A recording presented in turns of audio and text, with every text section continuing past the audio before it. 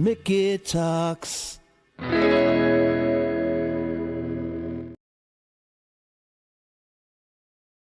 Episode 34. Wait a minute. Facebook's starting. So here we go. Hey, everybody. Episode 34. So happy, Matt. People in the comments right away, let me know how it sounds. We're trying to work on this sound system to fix it, and hopefully we got it. Today's show brought to you by Barnes Paving, the good, fine people at Barnes. Amazing people, in fact, want you to use them, and we want you to use them. You can find them at barnespaving.com, BARNES paving.com, or give them a call at 410-243-3710. Commercial, residential, driveways, patchwork, milling, crack filling, anything you need. Barnes Paving is MHIC licensed and insured and accredited with the Better Business Bureau. That's barnespaving.com. Give them a call today, 443-243-3710, and make sure you mention Mickey Talks to get 10% off of your job. Matt, how you doing, buddy? Good. We should sound better than ever today because we got our audio all polished up. I'm hoping so. We'll see what happens as people join us and join the show and comment and, you know, come aboard, so to speak. Well, remind people right now to subscribe to the new YouTube channel. It's brand new. I think we got over 600 over the weekend, and our first goal is 1,000. So do that, and then view the podcast on YouTube, and then, of course, you can listen to it anywhere podcasts are found now. Thank you, Matt. And today on the show, Matt, is a very good friend and a longtime comedian friend. When I first started, I was a kid.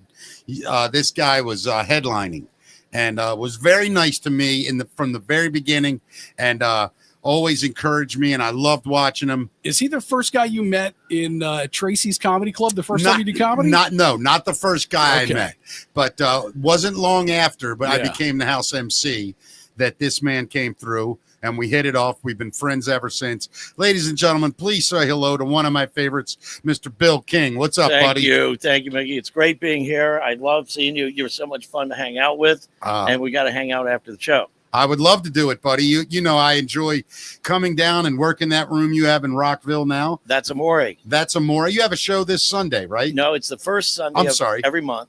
First Sunday of every month. We've done it over a year now. The food is great. The entertainment is great. You've done it twice. I've done it twice. Twice or three times? Maybe three. I think it's three, actually. Three. Bill, 1, 2. I think it's three, my friend. You're right. Right. Yeah, and I absolutely love it in Rockville. It's a great place. The food is fantastic. So get down there and do that. Any place named That's Amore, it's got to have good food. Yeah, it's not bad. It's not bad at all. So, Bill, how have you been, buddy? Busy. You mentioned we met like 38 years ago. Is that what it is? 38? Something like that. And we did several shows together. And I have to tell your audience, you, of all the comedians I've worked with, who we're going to talk about here in a little while, you are the shortest comedian I've ever worked with. And he's not very tall either. Are you taller than Kevin Hart? I think Kevin and I are just about same size. I think so. Yeah. I do think so. Hey, Bill, I wanted to ask you, when you the reason I loved when I met you, first of all, you are a fan of stand-up. Huge. You're a fan. Huge. You know what? My first love was watching The Tonight Show with Johnny Carson. Me too. And I do impressions. Maybe later we can squeeze that I would in. love for you to do Johnny right now. I did Johnny on Donnie Simpson radio show. He invited me to come on and do. It was his birthday, right? And we made it sound through the magic of studio magic. Made it phone ring. And it sounded like somebody answers the phone, right? And Tony Perkins, the producer, goes, Donnie, it's Johnny Carson. And then they point to me, and you do it right in there. I go, it was so, I do the whole. Yeah, I love it. So, but I do one Johnny Carson joke. I'll do it right now. We'll get it out of the way. People request that. I can't believe it after I love this so many joke. years. I know it. So yeah, it's funny. It was on his Best of Carson DVD. During the monologue, he comes out. It's better if I stand up, but you can stand up. Go ahead. Just back your chair up. Stand right there. No, that's fine. I'll do it. Just a diafragm thing. Yeah. Ready? Let me get a sip of water here. Yeah. I'll get my Matt, I'll tell you something real quick. Bill, to me, those Carson comedians in the late 70s and 80s, there's an art form to that. There's a time thing. There's a rhythm. And when that thing is clicking, and Bill is you're from that era of comics. I worked with a lot of those guys. David Say did it 12 times, the Tonight Show with Johnny. Do you remember Bob Summerby? Yes. Bob he Yes. did it. Did he? Yeah, Bob did it with the cereal bit. Oh, the cereal box. Yeah. The cereal box bits. I'm trying to get a hold of Bob. And the stamps. And the stamps. I mean, Bob was Place a legend. stamp here. And to think I've been slipping it in with the letter. That was the punchline. Love it. But you know, when those guys did comedy, it was way different than it is now. Is that because it was TV? Yes. Or are you saying stand-up in general? Bill, you could correct me, but when you guys were, in the early 80s, especially, everybody's trying to get on Carson to get a sitcom. You wrote jokes you wrote 7-minute sets for Carson trying to get on. I wanted to either try to get on the Tonight Show or Letterman was just coming in. Yeah. And a lot of my friends, Bill Hicks, God rest his soul, he passed away in 93. Yeah. Pancreatic cancer. Loved him, hung out with him many times. Yeah, man. He and I were working together in New York once, and he comes up to me in the hallway before the show. He goes, Bill, I want you to watch my first 7 minutes. That's what I'm doing on Letterman Wednesday night. And I'm like, this is like a Saturday night show. Wow. And I go, he wants my opinion. I'm yeah. Like, well, sure. So he does his whole set, and after the show, he goes, so what'd you think of the first 7 minutes? I said, Bill, I would call David and just tell him you can't do it.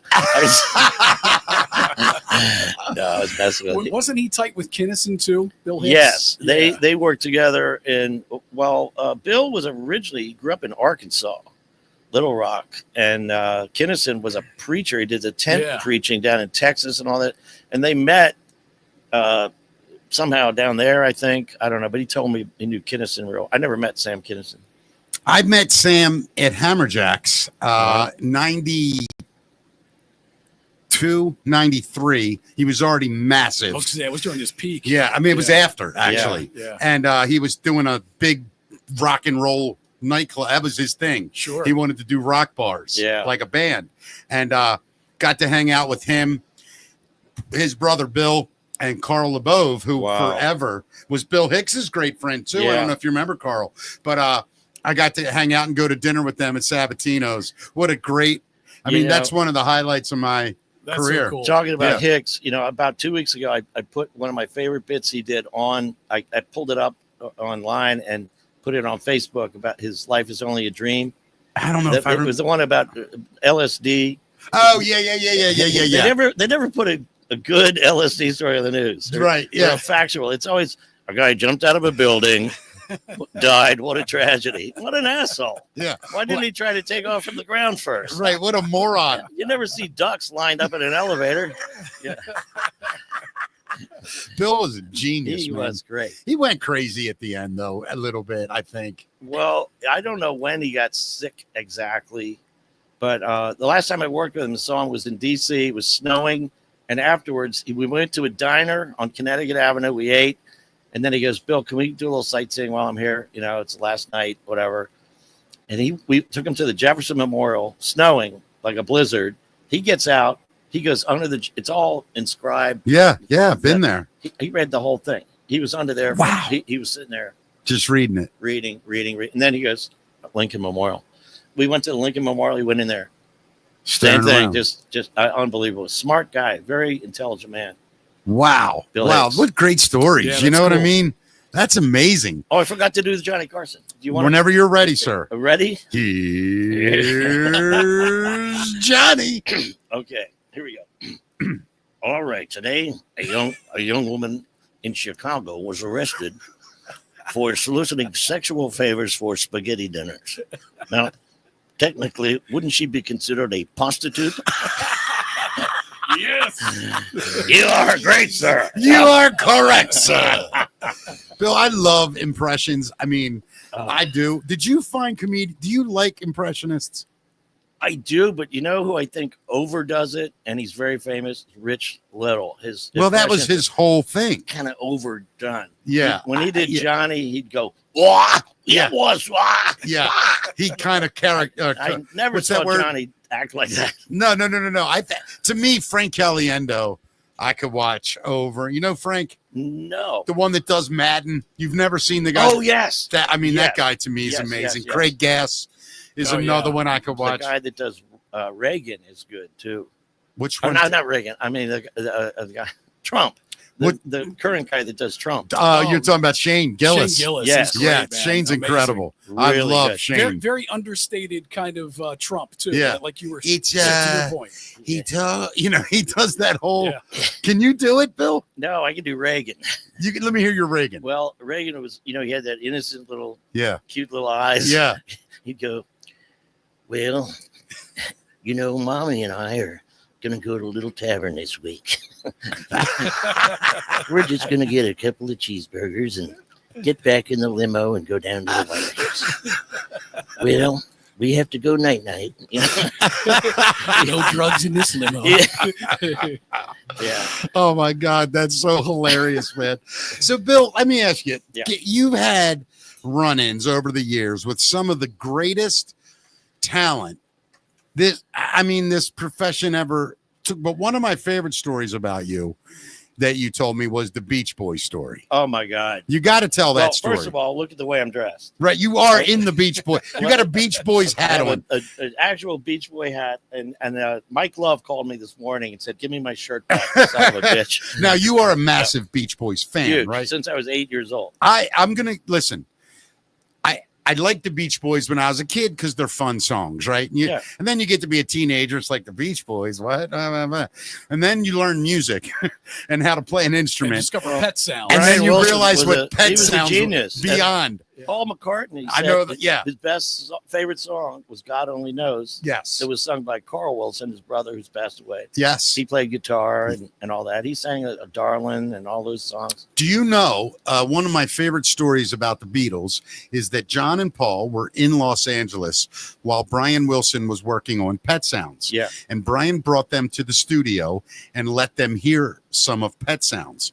The next day, McCartney got on a plane and flew home to Abbey Studio, made John come home, and they started Sergeant Pepper's, and they right? wrote Sergeant Pepper, yeah. and released it before Brian got out Pet Sounds. Wow. Oh, So my that God. they, Wow. dude, that's a true story. Yeah. And Brian Wilson, in an interview one time, was just like, he was dumbfounded. He literally innocently, he was like, I can't believe they beat me to it. Yeah. But I was doing Well, it first. McCartney knew he was in trouble. Totally. Yeah. But Brian But to Wilson, be able they to had- answer, They had French horns. Brian Yeah. Wilson had French horns and God Only Knows and instruments with all these weird sounds. yeah. And but beautiful. Totally and changed production. What for I sure. loved most about them was their harmony. Three brothers in that Oh. band. The harmony was beautiful. And the Christmas album with Little Saint Nick, those kind of songs. Yeah, they Come were on. amazing. And then another group I liked a lot. I ended up, they inspired me to play trumpet in high school, was Chicago. Well, come on. And I played piano, so I could play Color My World and, Saturday in the Park. Those Really? kind of songs. Yeah. I didn't know you were musical, Bill. Oh, yeah. I didn't. I really Oh, didn't. yeah. And I have a little rhythm, too. I can. Really? I You're not as white as I thought, Bill. Way chew to go. gum and buddy. clap my hands. Yeah, I can do all that. I do karaoke. I'm 69 years old. I still go out and sing karaoke. Tell my audience the Beach Boys story, though. So this Oh. is Matt. Listen to this story. This of all the celebrity comedians, athletes, people that I've met. I went to a concert. It was out in Landover or what is yeah, it? the old The Capitol Capitol Center. Center, yeah. Yeah. Beach Boys, and it was snowing. I remember it was January 20th, 1976. It was Jimmy Carter's inauguration. Okay, and after the concert or during the concert, they went off and I've seen it before, so I said they're going to come back and do 3 more songs to my girl at the time, and I said, "Do you want to go get in the car and go back to the limos where they are and follow them and see where they go, get an autograph maybe?" She's like, "No way." I said, "Way, let's go. You're going to miss 409, Little Deuce Coupe, and fun. Okay." Right. So we get there and it's snowing and we follow them. They come out, the door opens up, they get in their limos. We're chasing 5 limousines down, and they went towards Annapolis instead of DC. And I'm like, well, I guess there must be a hotel up here. Anyway, I'll cut to the chase. We pull in front of the Annapolis Hilton, right on the water. And the limousine right in front of me was Brian Wilson. He got out wearing a full-length mink coat, getting his own luggage out of the trunk. Shame on the Annapolis Hilton. Right. Yeah. Okay. Those bastards. and I went up to him. Janet stayed in the car. She was too embarrassed. Very shy girl, very pretty, very shy. I went up and I said, "Excuse me, Mr. Wilson." And he turns around and he's got a suitcase in his hand. He goes, "Yes." I said, "I was at your concert. I'm the biggest fan in the world. If I could just get an autograph if you have a minute." And he goes, "Sure, man. Let me get this out for me." He takes stuff out. And I had a Sharpie and everything ready. Yeah. And I said, "By the way, it's great to see you back playing again." He wrote music for a long time, was doing a little drugs here and there. And I said, "Plus, you look great since you lost weight." He was over 300 pounds. Yeah, I remember that. And he lost, and he his eyes opened up. He opened up his mink coat. He showed me his physique. And he said, "Dude, I just lost 120 pounds. I'm flattered." He goes, "Is that your girl in the car?" And he's like, waves to her. And he said, "Park the car. I want you guys to come in. I'm going to go take a shower. You be my guest tonight. We're going to all hang out, me and my brothers." Wow. So I'm hanging out with the Beach Boys in their lounge. It was an L-shaped room. Trip, man. L-shaped room with a baby grand piano up on the stage. So we all get situated. We order our chicken wings and whatever and drinks. And he turns around and he goes, "Oh, a piano." He just did a 2.5-hour concert. It's Capitol Center. Goes up there and he starts playing "Help Me, Rhonda," and one of their top songs, most popular songs, and sung by Al Jardine. Recorded, he was the singer, and he did, bah, bah, bah, and all the people in there, these snobs from Annapolis with their sailboats, they're like, "Who's this hippie banging on the piano?" You know, Right. And then when Al Jardine walked up and they see him and he's, "Help me, Ron, just the ladies, help." Right. He's doing, Right. "Well, now the guys." Yeah. You know, Yeah. They're doing that. And I'm sitting there like, somebody pinch me, please. And half the audience didn't even realize. Nope. And then they did, and they're Yeah. then they're all on their feet. Of course. Standing ovation. He comes up, bum, bum, bum, bum, bum, bum, bum, bum. He did one of those wrap ups. Yeah. And then he comes off. "Thank you, everybody." He comes out, he sits next to me again. He's sweating. Yeah. He goes, "Well, Bill, what'd you think of that?" And I went, "Brian, I already heard that one tonight." He laughed. He laughed so hard. Carl heard it too. Carl was right next to him. He's laughing. That's hilarious. And he goes, "Get him another Jack and Coke. Come on, Bill." That's awesome story. And he was a great guy, huh? It's like I'm talking to you. He was That's amazing. modest, just nicest guy. That's a great showbiz story, You man. didn't see old Charlie Manson run around anywhere, did you? Yeah, well, he was our waiter. Yeah. Hey, Bill, Beach Boy. Great story, related story. Yeah. David Brenner told me a story that I kind of love. And it's his sort of. It's not the same. He wasn't there, but he was told this story. Okay. And it's very dear to David Brenner. Yeah. And so years ago, and Bill will know who I'm talking about, and most of the listeners won't, a comedian was named Shecky Green. Oh, yeah. Now, he became sort of an unfair punchline to hacky, stupid jokes. Mm-hmm. But in his day, Shecky was an incredible nightclub comedian. I definitely know the name. In the 50s and 60s, no one wanted to follow Shecky in the Vegas bars and nightclubs. Yeah. He had a 10 o'clock show at the MGM Grand every night. Rickles had a midnight show at the Caesar's Palace at midnight every night. Shecky would get done, and then he'd go down, and then all the hobnobs would show up for the cool late comedy show with Rickles, the master. Oh, loved him. So Shecky was a notorious drinker. You know the shaker tins that bartenders use? Yeah. On stage, he would drink one of those with a little bit of ice and full of Crown Royal. Straight. Wow. Just straight out of a shaker tin. I mean, comedians drink alcohol? Yeah, imagine.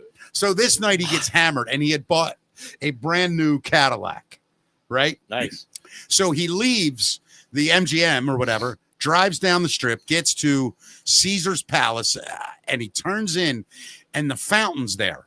And he hits the fountain. His car, literally, this new Cadillac, goes up into the fountain and sits on it. Fountains going everywhere. He passes out. The fire department shows up. They're banging on his car window. Water's going everywhere. He wakes up. He's dazed. He looks around. He sees the guy at the window, and he looks up and goes, "No wax." He thought he was at a car wash. That is Oh, that's hilarious. funny. I thought the punchline was going to be, "Am I on?"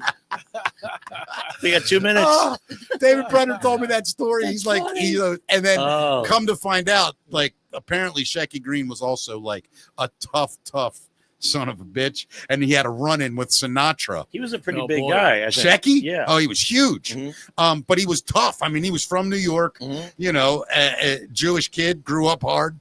Anyway, this other story, Sinatra wanted to date this waitress that Shecky had been seeing. So Frank sent his bodyguard to tell Shecky, all right, you're done. Shecky knocked out Frank's bodyguard. Wow, Then that's went- probably not a good Then went to Good Frank's idea. apartment, Yeah. and Jilly, Frank's bodyguard, Yeah. the legend, opens the door, and Shecky just goes bang and drops him and walks in and tells Frank, you got something you want to say to me? Be a man and say it to my face. Wow. Don't send these goons. Most of Frank's guys are Wow. all mafia too. I'm sure Well, he's I don't got- want to speak out of turn, Matt. You know how Yeah, it is for us Italians. I'm just saying, if one of those guys came to talk to me, I'm not swinging first. That's for sure. Right. But Shecky apparently, man, didn't back down, didn't care. No. I'm not doing that over a waitress. I'll tell you that. Yeah. Bill, you've also run in. Okay, so let me explain this to the listeners. You ran shows forever. You worked shows forever. Yeah. You were in D.C. most of your career, Yeah. which was a big city for comedy. And what was that? K Club? What was the name of that? Comedy K Street. Cafe. On K Street. Comedy right? Cafe. Yeah. You worked there a lot, A right? lot, yeah. And I worked there as a kid Uh-huh. a lot. You saw everybody through there, right? Oh, Rich Jenny. He was one of my favorites there. How about Uh, Jerry? Did Jerry come through? Who? Seinfeld. I never saw Seinfeld there. No. What about I know. Okay. You met Eddie Murphy. There, yes. Yeah, let's talk about that. I opened for a good friend of his, David Allen Greer from Saturday Night Live. Living And Color. right, Yeah, that's what I all meant. that. Yep. Yeah. And I was excited to meet him. And we're sitting there just hanging out before the show. And he says, he's looking at his watch and he's looking out the window. This is Eddie Murphy? No, this is David David Allen Allen Greer. Gotcha. And he says, he goes, Bill, I invited Eddie Murphy. He's in town doing a movie. I forget the name of the movie, but something, he was in DC and he might come tonight. And I said, Eddie Murphy? He goes, yeah, I think he's coming. Sure enough, a couple limousines pull up. He comes in with like 8 guys. They sit in the back corner. And I didn't talk to him yet, but I was like, oh, now I got to perform in front of Eddie Murphy. So during my set, as a comic, your brain is about 10 seconds ahead of your mouth. Of course, right. And so I'm doing my act. Mine's about 10 seconds behind, but you got to work on that. Yeah, I got to work on that. Yeah. But and I hear the You heard the I laughing? can hear Eddie laughing, and I'm like, my brain stops. Okay, Bill, let's do joke number 10. Right. Yeah, yeah. He goes, Bill, Right. Eddie Murphy's laughing like shit at you right now. And I'm like, I can't believe this. Yeah. So then it kind of threw me off a little bit, but I just kept going. I did 30 minutes, and then David Allen Greer did an hour. And afterwards, we go in the back, and we're sitting there, and he was talking mainly to David Allen Greer. Yeah. He acknowledged me. Yeah. And then as he walked out, he kind of, hey, like that. Gave you the nod. He walked out the door. True story. And I'm sitting there just starstruck. Wow, that was Of Eddie course. Murphy saw me, and he was laughing at me. And then he came back in the door, and he looked at me, and he said, Bill, right? And yeah, and I shook his hand. And I can't say what he. Yes, you can. Well, okay. You can All say right. exactly what he said. Okay. He said, dude, you're a funny MF. Right. And you keep doing this, man. You're good. Wow. So, that made me, I don't think I slept that night. I drove Yeah, home. that'll make your week. I laid in that bed just going, Yeah. Eddie Murphy thinks I'm funny. Yeah, man. So- Isn't that the best feeling in the world? And then David Allen Greer told me he's the biggest liar he ever. How about Mary Lou Retton? Oh, okay. Athletes. I Bill has met so many people I know, and that's has the awesome. best stories. I love hearing I mean, them. we've met so many people. This guy. I know. Yeah, go ahead, Bill. I was involved in high school and college in gymnastics and wrestling, and I don't know. I was probably a better wrestler than I was a gymnast, but I was a better coach than I was the two of them. So anyway, I was a terrible wrestler, Bill. really? Yeah, I used to give up right after I had an orgasm. Oh, That is not my joke. That is, I think it's Jim Short, who I think passed away sadly recently. But another You great inherited it comedian. now. Yeah. I'm sorry. So you were better He athlete. probably got beat up by some girl. Yeah, exactly. Of course, right. No, but I was invited. I was I rather worked for a gym where the married couple. He was in the '64 Olympics. Greg Weiss, his son was Michael Weiss, the Olympic skater. Right. And they had two daughters that were involved in diving. And anyway, I worked for them for a couple of years, and then got invited to a summer camp in West Virginia. Right. And so I go down there, and it's 1977 or 8. And I meet the couple down there at this gym, summer camp, 7 days, whatever. And I said, you told me on the phone, you got two sisters here that are beyond your ability to spot anymore. Well, I'm really good at tumbling, vaulting, and bars, but I don't touch the beam. I don't spot the beam. And they're like, okay, well, let's meet him. So she goes, Mary Lou, sweetheart, come here. Is Mary Lou Redden. How old? 9 years 9 old. years old. Yeah, and she was shorter than you. I believe it. Yeah, she was tiny. Yeah, no doubt. And she goes, this is Mr. King. Would you please show him your little cross tumbling pass there? She's doing like double layouts, double backs at 9 years old. And now probably 6-year-olds are doing that now. But I mean, back then that was like, what? And her sister Sherry was good, but not like Mary Lou. And then, but 7 years later, she's the greatest gymnast of all time. I'm watching the Olympics or trials or something, and next on Uneven Bars, Mary Lou Redden from Fairmont, West Virginia, and I'm like, honey, I was married at the time. Yeah, I spotted this girl.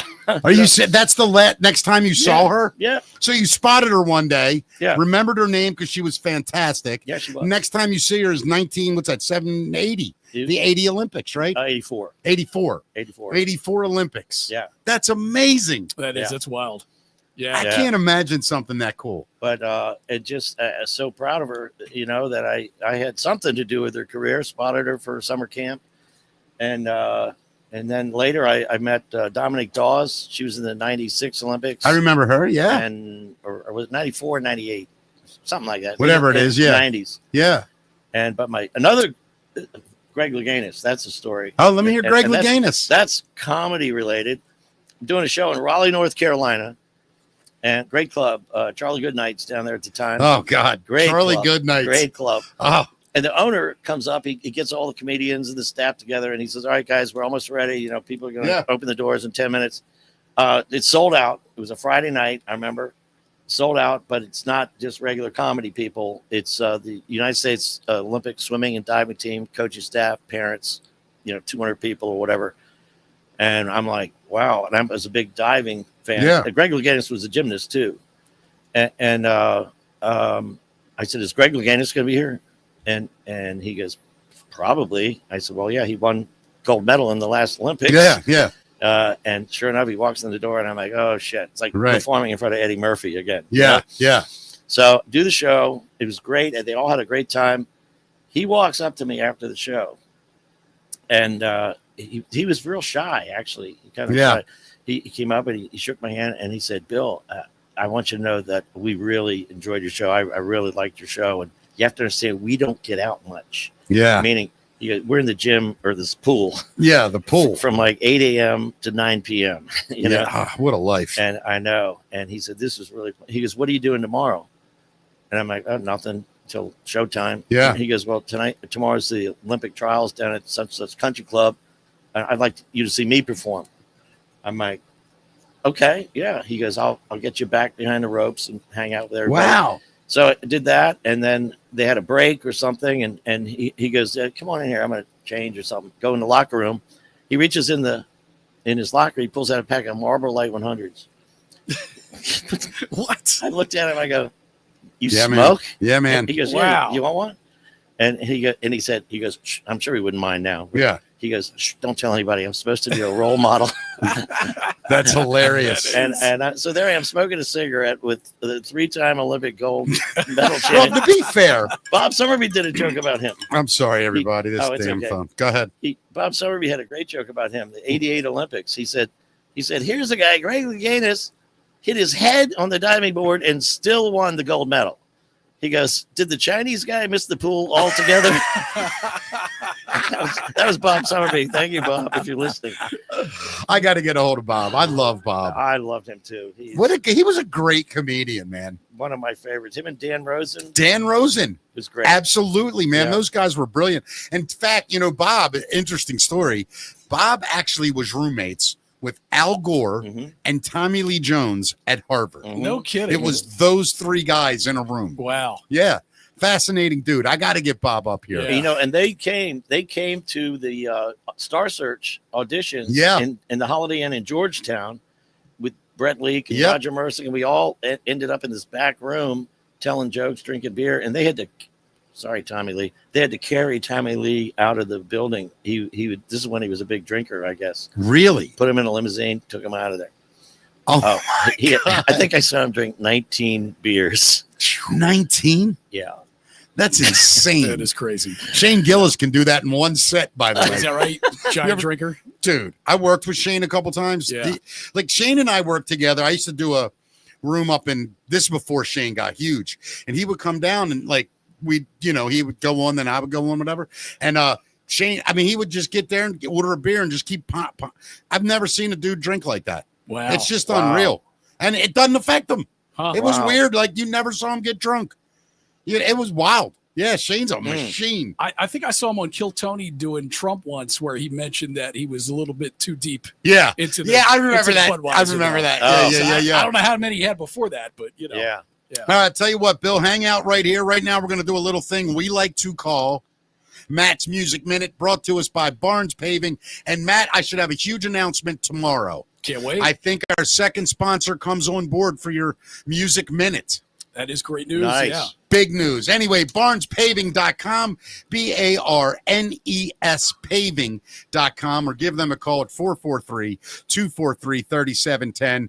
They are MHIC licensed and insured, accredited with the Better Business Bureau. Doug and his fine family and friends and crew do an incredible job for you.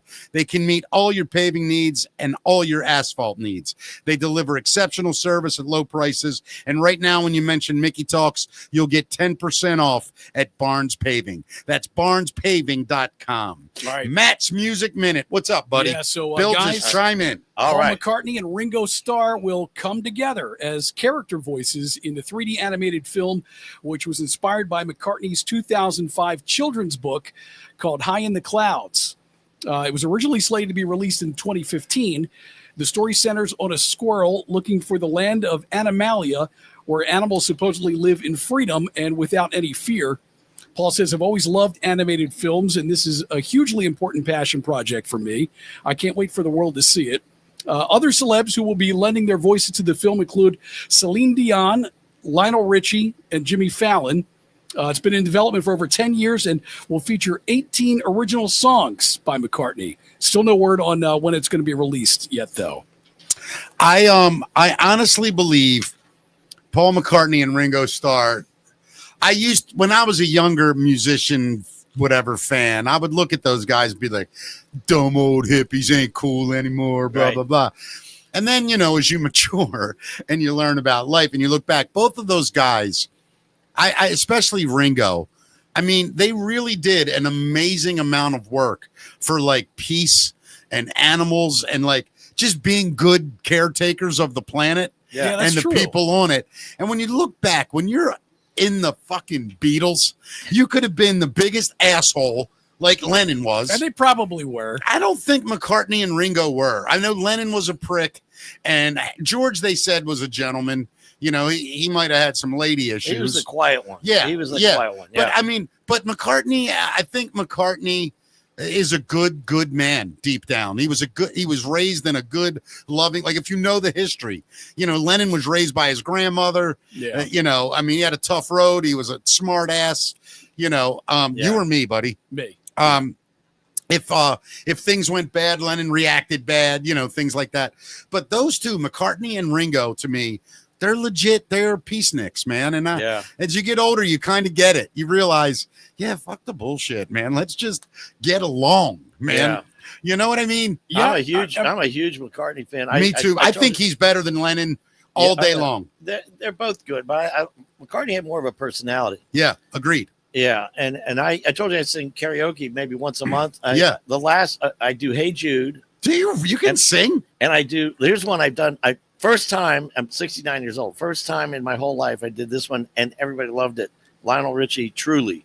You know that song? Yeah. And there's a couple notes at the end that are a little high. Can you catch them? I have to grab my kuhas. Yeah. You know? But yeah, I hit it. I had him bring it down one step. A whole step? Because I couldn't. That's fair enough. There's that one. You're almost 70, for God's sake. By the way, though, Bill, I saw David Lee Roth Saturday night. Oh, really? 70 years old. He looks awful. No, he actually. Did he look? His body, in the suit he was wearing, he looked awesome. I mean, his face and his hair is a He's little still wacky. thin and in shape. Dave was never an outstanding singer. He was no a front one liked man, him you know for what his I mean? singing. Right. He was a martial artist. But He's not doing the Vince Neil up there. No. Right? Yeah. He's singing. Yeah. Karate moves. Yeah. Karate sounds. But no, I think that's cool. But I love the Beatles. Yeah. And my son, Bub, 21 years old, is the one that really reintroduced the Beatles to me. Yeah. Because he used to say to me, Dad, you like the Beatles, right? And I'd go, yeah, I do. I respect them. And then he started just sending me things. And then he would start talk. He's like, Dad, think about it. They did all this in 7 years. Wow. And then he got so far deep in the beat. You cannot name a Beatles song he doesn't know. Yeah. It's amazing. And I really enjoy him now. And McCartney, to me, is the guy. Yeah, he was great. Lennon's great. Yeah. And there's some awesome songs that Lennon obviously wrote. But to me, McCartney. And when Paul talks about songwriting, anybody can do it. You just sing a little tune, hum a little tune. All you got to do, you write a hit song. Yeah, it's quite simple, really. You walk in a room, you one say. of my favorites, and it was one of my first karaoke songs ever, was All My Lovin'. Oh, it's a great song. I love that song. Close your eyes and I'll kiss you.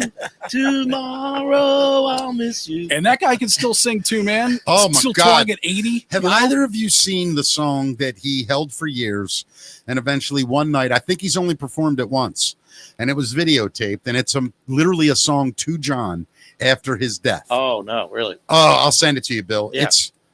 I cried. I'm not going to lie. Yeah. He fills up kind of.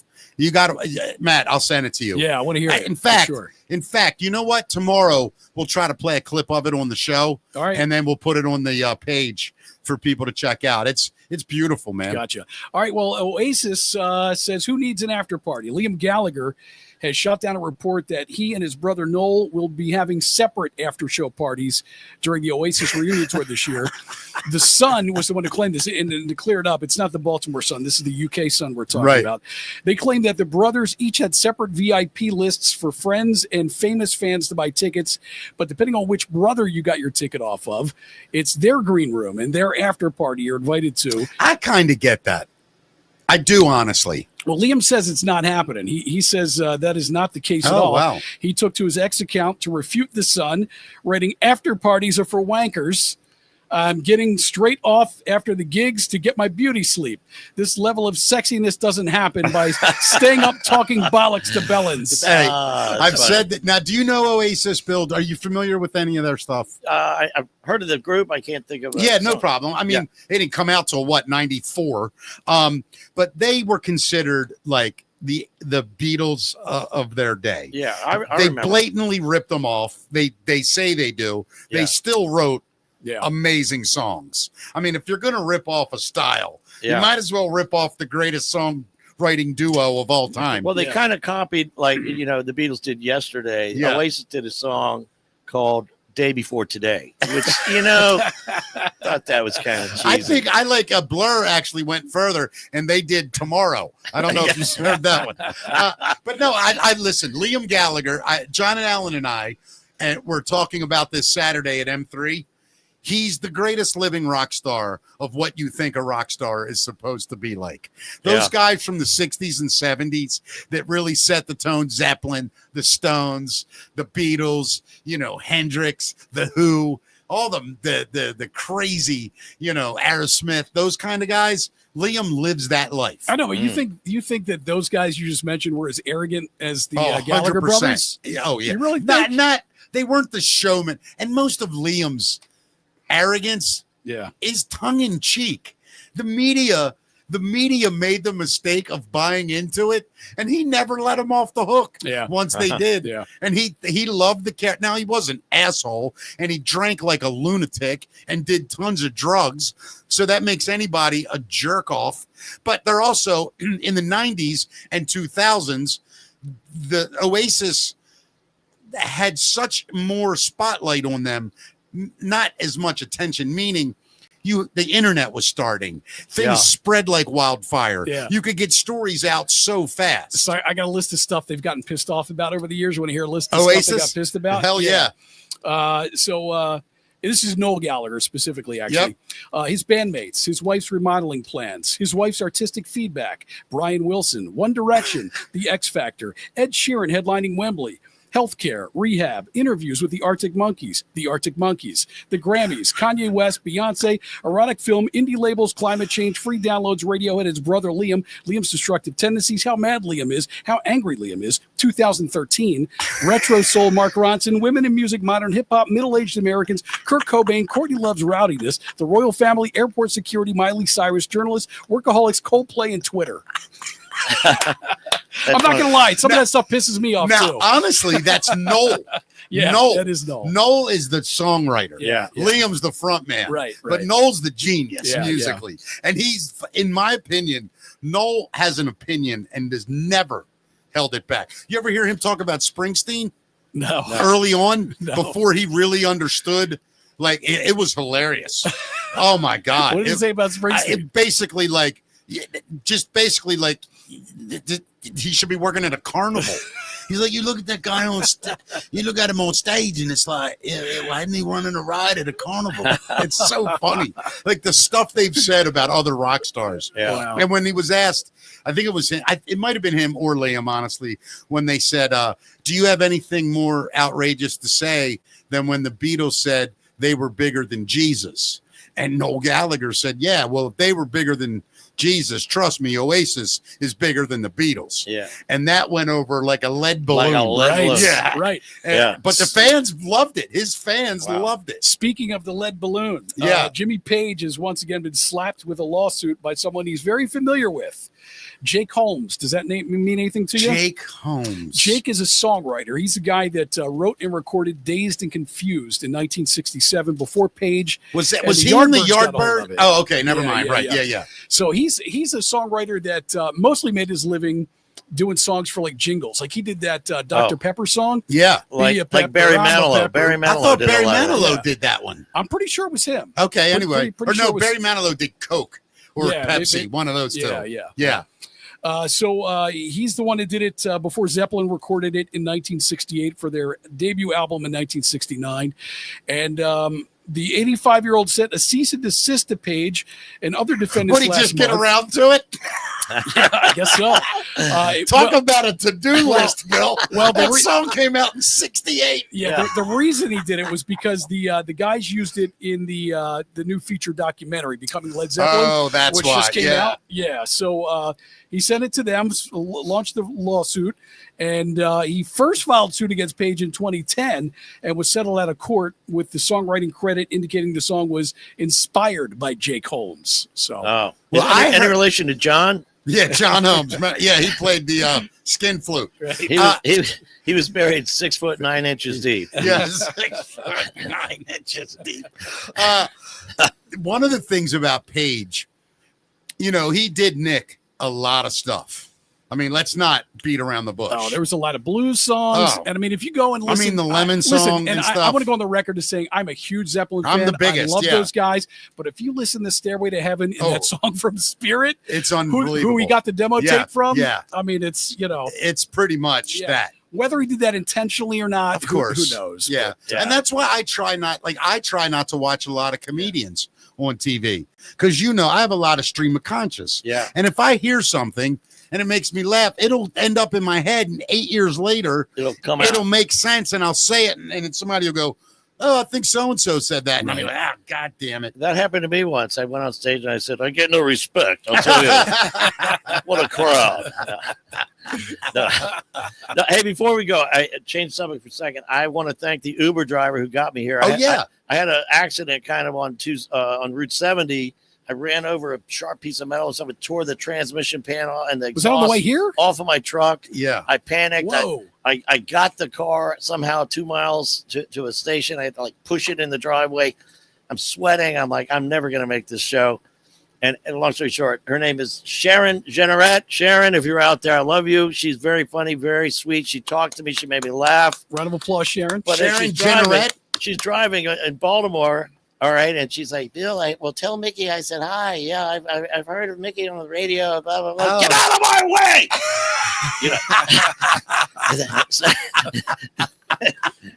Uber driver. Sharon, thank you. What was her last name? Generette.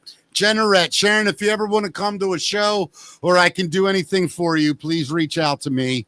Find me. And Bill King is a friend of mine, so that makes you a friend of me. Does that make sense? Friend of mine. Yeah, friend of mine. Is he a friend of mine or a friend of ours? Friend of ours. Ours. Yeah. Oh, then she's in. I flunked English too. Yeah. But you passed Donnie Brasco. Thank so you. You're safe. Is that it, buddy? That's Matt's Music Minute. That is Yeah. Matt's Music Minute. Now, Bill. Yeah. The other story I love about you is your Gilbert Godfrey, when you worked with Gilbert that's Godfrey. too funny. Yeah, that you got to hear was- this, Matt. Comedy Cafe on K Street in DC. Dan Harris was the owner. Great guy. Booked me there a lot. He paid me twice one night. Yeah. Yes, he What? paid me twice. Listen to what happened. So I got done real quick, and Yeah. he paid me. And then 25 minutes later, I'm hanging out. I'm trying to remember who was the headliner.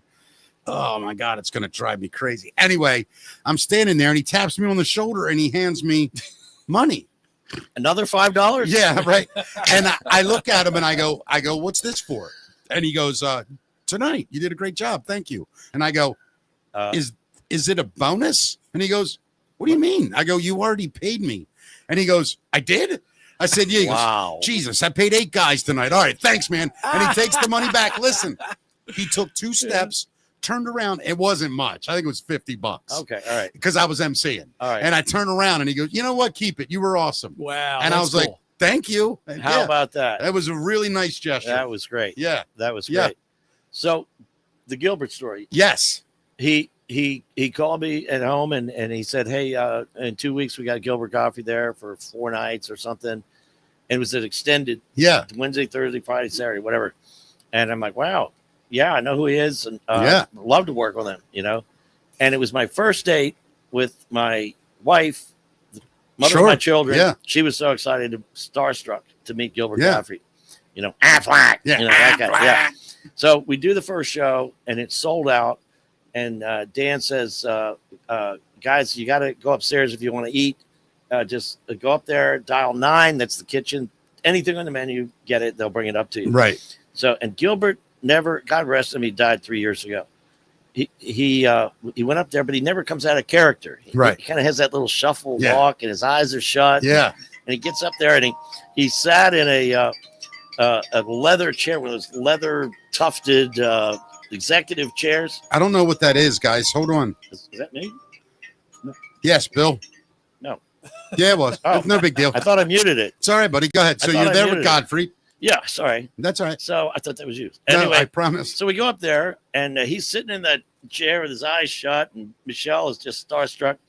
And he orders through me. He goes, so, Bill, I like to start with a salad. Just, you know, those little corn cobs and the little tiny tomatoes. No lettuce. I want all spinach. And he's real specific about this thing. It's loud salad. And I'm looking at him. And at the time I remember I was smoking a cigarette. I was a smoker before my heart attack. Sure. And I'm looking at him and I'm looking at Michelle. And I said, Gilbert. I had to stop him. Yeah. I said, Gilbert, I'm not your waiter. I'm your opening act, dude. Dial 9 and they'll bring it to you. And he looked at me and he goes, oh, excuse me, Mr. Opening Act. And he got on his hands and knees and he started bowing to me like this, like you know. And I'm sitting there. Does he know the show's over? You know, Right. I was like, Yeah. And I didn't mean to upset you, Mr. Opening Act. And so I was kind of embarrassed, and Michelle's looking at me like, is this guy okay? You know? Oh my God. I used to love his Dracula, man. Oh, his Dracula was great. Yeah. Oh, now I do in my act. You see me do the Yeah. impression. Is Yeah. it okay to do that, Joe? Yeah, of course. Okay. All right. I've got to back off the mic a little bit. Can we adjust the sound? Yeah, go ahead, buddy. Because it's loud. Yeah, do it. I'll do it on the fly. Go ahead. Okay. All right. So the joke is, and he did this on a celebrity roast for Joan Rivers or somebody. He was great. He goes, so this drunk farmer goes into the barn, picks up his favorite sheep under his arm, goes up the stairs in the house to the bedroom, kicks open the bedroom door, and he says, so here's the pig I've been fucking. And his wife says, honey, that's not a pig, it's a sheep. He goes, shut up, I was talking to the sheep.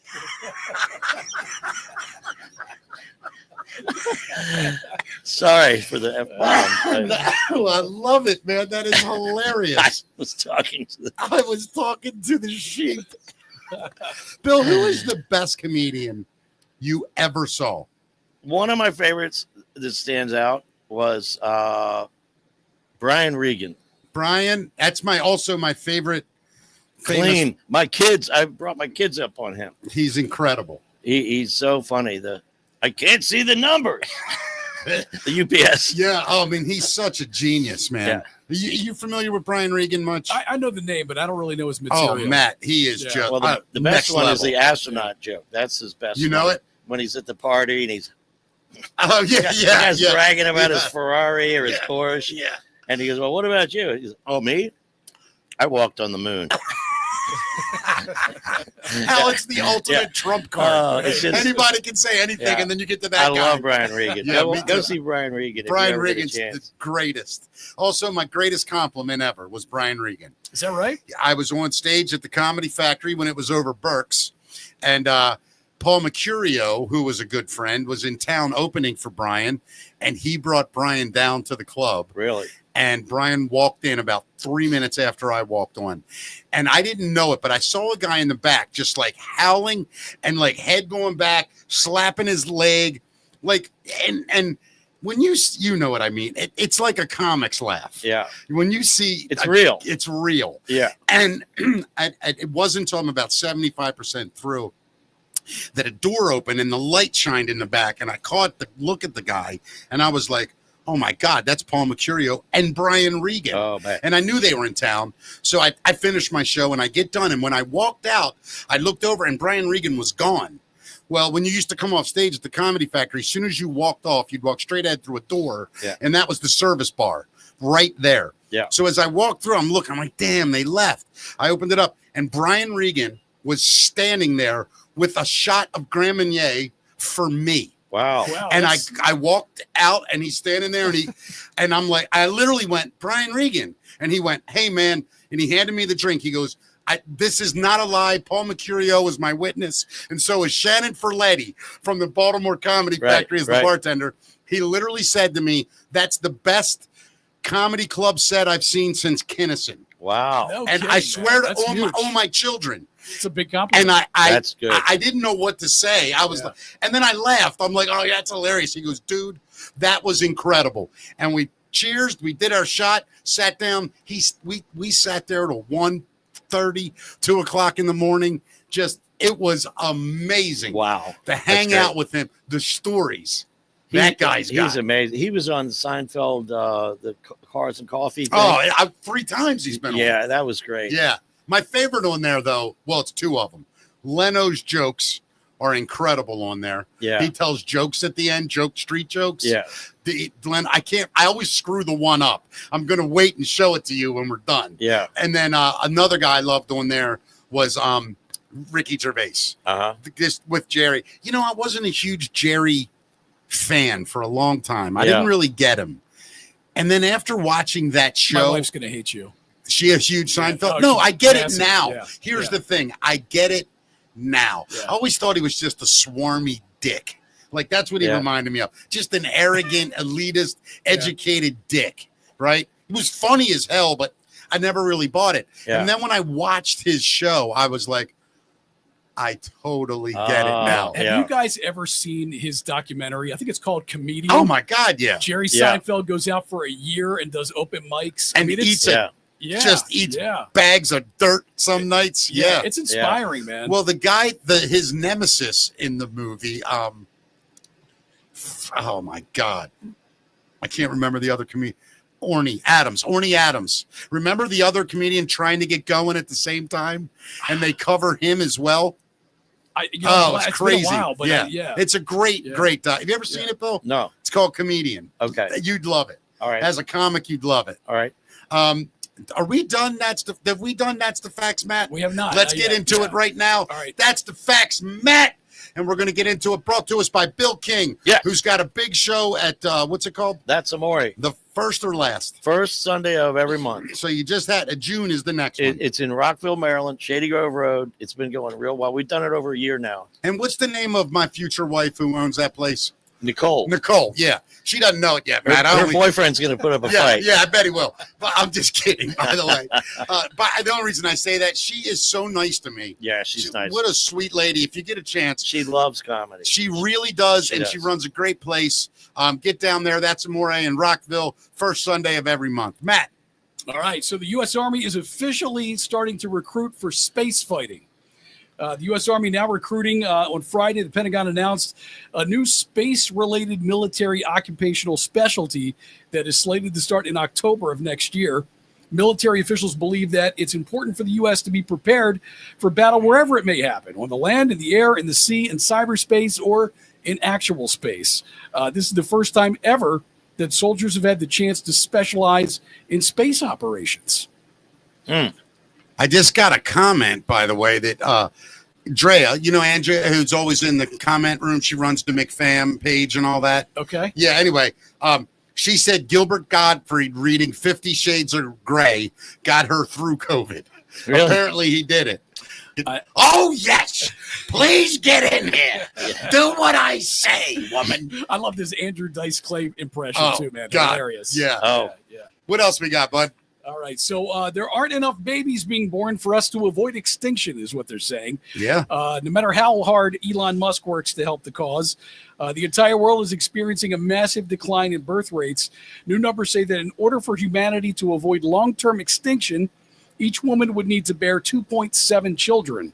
And right now, around 2/3 of the planet has a reproduction rate of under 2.1 children per woman, which was previously believed to be the standard. And the U.S. is at 1.66. I feel like there's too many people in this world, but apparently not. Yeah, absolutely. Wow. They've been on 695. The problem, obviously. I mean, it is a weird thing to think about. Like, why wouldn't less people make more sense, right? Yeah. Less to feed, all that kind of stuff. Sure. Yeah. I don't get it. I don't understand. You mentioned Dice Clay. Yeah. I have a funny short story about Dice Clay. When I was booking the Crystal City Comedy Club in Arlington, Virginia, back in 85, 86, 87, I think. Right. And the phone's ringing. We got 100 people out in the parking lot standing in line. Phone rings. It's Andrew Dice Clay. I go, hello, Crystal City Comedy Club. Oh, yeah, can I speak to Bill King? And this is before he did the Dangerfield special, so I had no idea who he was. Right. And I'm like, you speaking? And he goes, yeah, look, Jackie Marlin gave me your phone number, right? And can I get a date at the club? He said it's pretty good. And I'm like, can you send me a tape or something? And he goes, send you a tape? You don't know who the fuck I am? And I'm like, no, sir, I really don't. You got to be kidding me. He goes, I'm in Philly, I'm in New York, I'm everywhere. And I said, dude, I got 100 people waiting to be seated. I really got to go. Call me next week. Click. And I hung up on Andrew Dice Clay. And never talk to him again. No. And then, let me tell you how that story went from Dice 2 weeks later. So I called this guy in D.C., right? I say, hey, I'm going to come play your room. He fucking hangs up on me because he don't know who I am. Oh! Yeah, that's what he would say. Yeah. And then he finished with, what a jerk off. Let me tell you, I if Mount Rushmore of comedy had 6 heads, I would have Dice on it. I can't put him in the Mount Rushmore. You have to have a volcano with a cigarette, But I swear to you, to me, Dice was phenomenal. How did you like him? Well, Yeah, at first, and then the women's groups hated him, and then all the stuff. mean, But I didn't mind he was any- funny. It was a character. People He have to ruled, understand. he It was ruled a the character, 80s, man. And Yeah. not only did he rule he was one of the first big, huge arena Him comics. and too, Kinnison you know? invented Yeah. arena I love comedy. and the nursery rhymes. Jack and Jill went up a hill. They both had a buck in the quarter. Jill came down with 250. That fucking old. I love Dice. He did Madison Square Garden. He was doing 3 nights in a row. He was doing something right. You ain't kidding. Yeah. I loved him. I love him. Yeah. To this day, I still follow him. He says that the whole thing was a character, but have you seen him on his social media? But it's all the same Yeah. thing. Yeah. It's just a character. He's gone crazy, but I love He his has social gone media a little now. nutty. Yeah. I like when he just walks up to random people in stores. You and want the picture I've seen that. Yeah. You want to get a picture of what? with the face? Yeah, the face. Yeah. I know. And he has that silly hat on. Yeah, he's a nutbag. Yeah. He's got those Sam Ace Rothstein glasses on. Yeah. Looks like it's 1978 and he's running a casino somewhere. Yeah. I love him. They made those from a '68 Volkswagen windshield. you know. All right. Well, we have 2 drivers who have been caught using dummies to drive in carpool lanes, right? So the Washington I State think Police. they're called ladies. Yeah. No. One of them was a dummy lady. 2 drivers were caught using dummies to illegally drive in carpool lanes in the space of just a few days. Trooper Rick Johnson, public information officer, said on social media that the first driver was pulled over Tuesday in the high occupancy vehicle lane when a trooper noticed the only passenger was a mannequin wearing a brunette wig, a plaid shirt, and a scarf. He said the driver admitted this was only able to use. He was only doing to use the HOV lane. The driver also indicated he has not named his passenger either. But happened a couple days later. Same thing, man. So people in Washington apparently driving around with dummies in their cars. There's some weird things happening in the world right now. Like I don't know what's going on Seems anymore. too many people. Yeah, say too many people. I agree. Hey, let me ask you: if they said we did have to, get rid of some people, who do you choose? What do you mean, get rid of some people? We got too many people.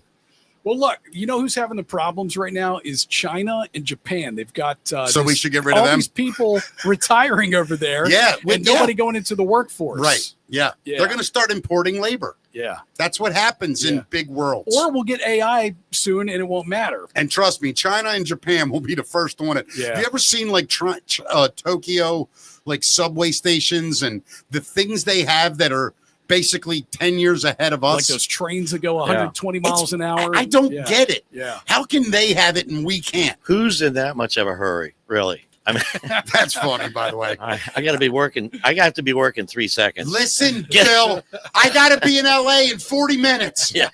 I know I'm in New Jersey. Right. Make it happen. Come on. Get on it. Step on it.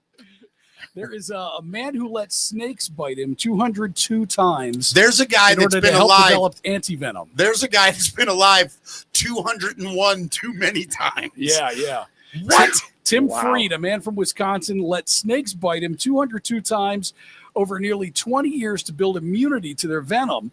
He started this risky experiment to protect himself from his pet snakes. He has cobras, mambas. He's got a black mamba. Yeah, but later they can kill an elephant. Yes. Yeah, he wanted to help create a universal anti-venom. So that's why he did it. And snake bites apparently kill up to 140,000 people yearly. And anti-venoms are hard to make. And especially how many of them species specific. I'm sorry, Matt. How many of them are, and I'm not being funny. And if you know, great. If you don't, I understand. How many of them you think are like local tribes people that live where these black mambas live in Africa and stuff? I'm sure it's a lot of people in Australia. I mean, Australia. I said Africa. Yeah, it's Australia, the black mamba. But right? Africa, I'm sure as well. Yeah. I mean, I get it, but it's, if I got killed tomorrow by a deer, are we going to, and it's 140,000 out of 8 billion.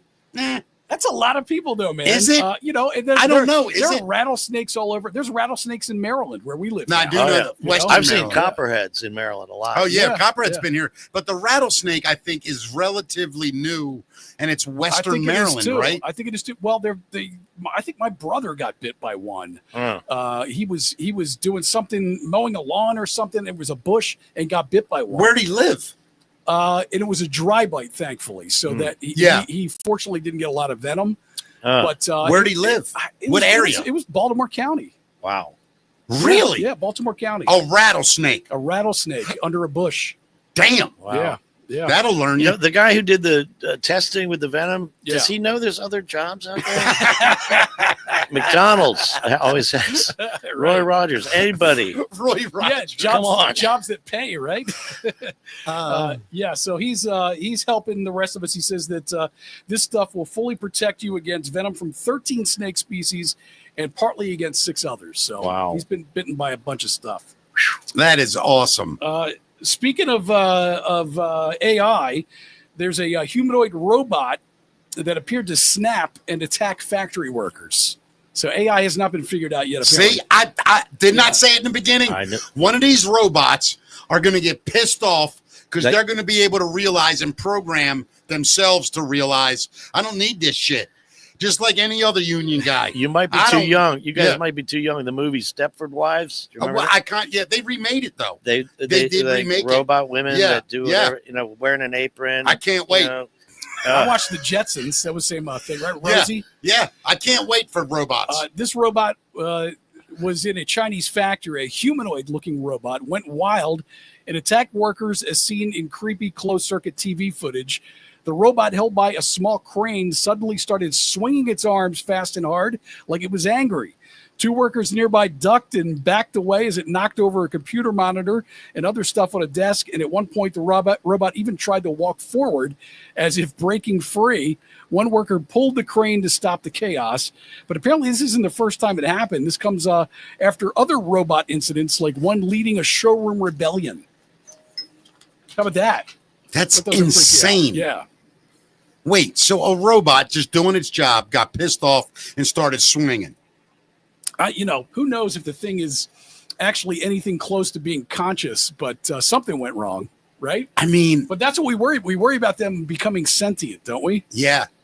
That's scary. All the science fiction movies, anyway. That's what happens. Yeah. It's bizarre to think that things can go that way. Yeah. I think technology is going way too fast. I mean, I like technology; it's good.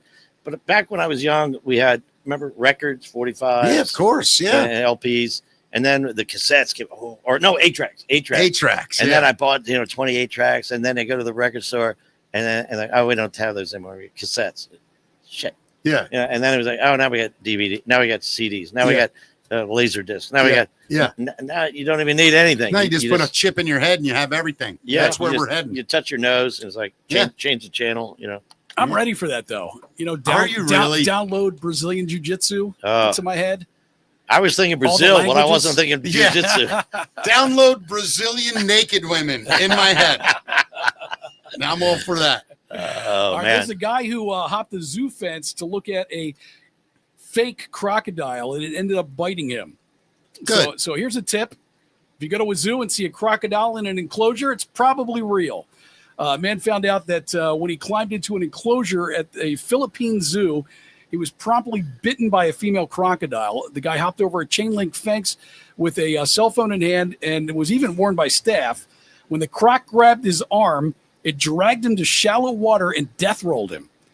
Luckily, a zookeeper was able to force the croc off the man, and he was taken to the hospital where he got 50 stitches. How do you force without a cannon or a 30-30? How do you get a crocodile off a guy? I don't know. You ask some guys in Florida; they probably know. Jeez. Florida man definitely knows. Let me tell you something. Them Panhandle, Florida Gator dudes. Yeah. I think I know. They played "Crocodile Rock" by Elton John. Scares the crap out of them. Yeah. I'll tell you what, though. You ever watch that crocodile show on History Channel?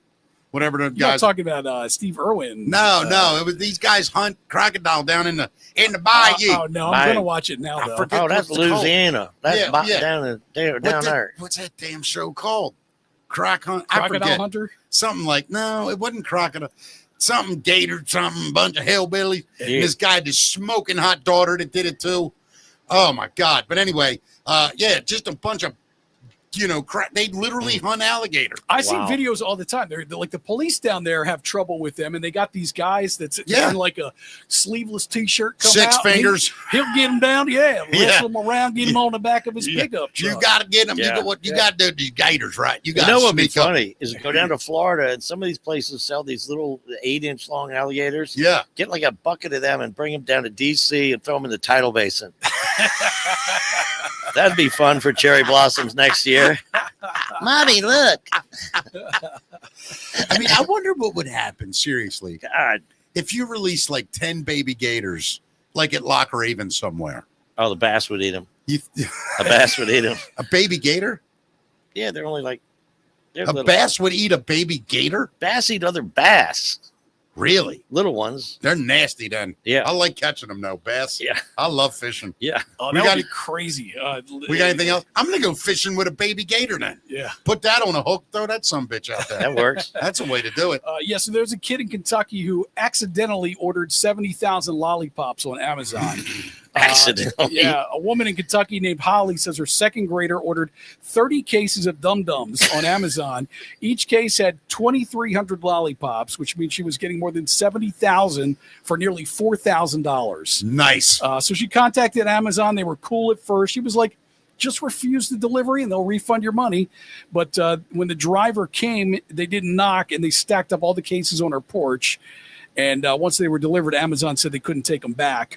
The good news was, though, that social media and news stations took over and people started ordering boxes from her to help her out. And she managed to sell there them you all. See, go. that's See? America right there. That's beautiful, people. Feed them to the alligators. Way to They go, love man. lollipops. Have you ever had your kid order something from Amazon, do that to you? Carlin I stopped them. Carlin tried to order, what was it? It was like $100,000 watch. My God, really? I mean, I would But have he was never. how old? I would have never. My card would have never gone through. Right. But he was. He probably, does have your genes. Yeah, 100%. He's probably 5 or 6. Wow. And he just saw this thing and it was a cool looking watch. Right. And he clicked on it. And then he saw the button that said continue. And then it was like, he was almost to the buy now. And I'm like, what are you doing, buddy? I walked back in my office and I'm like, what are you doing, buddy? He's like, I like this watch. And I looked up and it's like at the order page. And I'm like, don't click another button. So it was like $94,000. Wow. Yeah, Yeah. pretty wild. You lucked out. I did luck out. Yeah. Yeah, I got lucky there. Yeah. All right. Well, that's the facts, Matt. Thank you, guys. Matt. Yeah. Bill King, Yes. what a pleasure. Thank you, man. You know, man, I really like working with you, Bill. I want to announce it. Okay. I'm going to announce it now, Matt, and tomorrow we'll talk about it. All right. I have been very lucky recently and have been given a chance to take over a comedy club that is very dear to me. Underneath the Bowman, in fact, where Bill and I met, was the old Tracy's Comedy Club, the original Magoobies. I am going to be just booking that room, and it's kind of my room, and I'm really excited about it. And that will start either June or July. Still trying to figure out the exact details. We will know everything tomorrow. And you got a cool name for the place, too. I do. The name of the club, as most people know, Hammer Jacks, the rock club, is where I really kind of started making a name for myself. Right. And so I decided in tribute, I'm going to call it Hammer Jokes. Love that. And, I like it. Yeah. I like it. And that's going to be the name of the club right there at the Bowman Restaurant. Really psyched about it. Tomorrow we'll get into it, Matt, and talk about it a little It's bit. such a great room, man. I Yeah. know it has a special place in your heart. It doesn't mine, too. Really? I used to Well, love just going to see shows there. Yeah. You know, Mickey, I would love to come do it for You're you, but you're in. as you know, Yeah. I took 20 years off to raise my children. Right. A lot of my friends said, "Why did you stop doing comedy?" 3 very good reasons. Yeah. My 3 kids. Yeah. Love them to death. I So took now I'm 10 back, year- and I'm yeah. trying to get my time built Bill, up you'll again. be there more than you want. Trust I'll me. just do an hour of Johnny Carson. Perfect. You're in, my friend. You're in. Okay.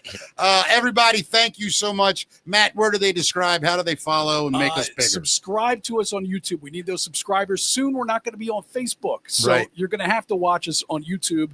Go there now, youtube.com/Mickey Talks Pod. And of course, find us anywhere podcasts are found. So Apple Podcasts, Spotify, Yeah. Amazon, iHeart, we're everywhere. Wow. And I want to tell everybody this one last thing before we get off. Sincerely, thank you everyone that has been watching this show. Our YouTube subscribers are up to almost 700 now. YouTube's a little over 600. Yeah. right now, Okay. Yeah. We're almost there, man. 300 and Yeah. some more to go. Once we get to 1,000, we're official and we're on our way. And it's a hard number to get to. People think, oh, it's only 1,000 people. It's a lot harder than you think. Yeah, it for is. people to make. Try putting a YouTube channel up, and you'll put up 100 videos with no views. Yeah. So I'm very happy with where we are. Me right too, now. man. Yeah. Bill King, once again, Yeah, thank you. That's Amore, the first Sunday of every month in Rockville. Look up the restaurant. Go to the restaurant, even if you can't make it that night. Wonderful people. Natalie's Seafood Kitchen looks like, Matt, We're going to be there Friday? looks like we're going to be there Friday. I'll know All right. tonight for sure. Everybody else, have a great weekend. Kiss your loved ones. Hug them. Tell them you love them. It's important. We'll Thank see you you. guys later. Thanks, you guys. See ya.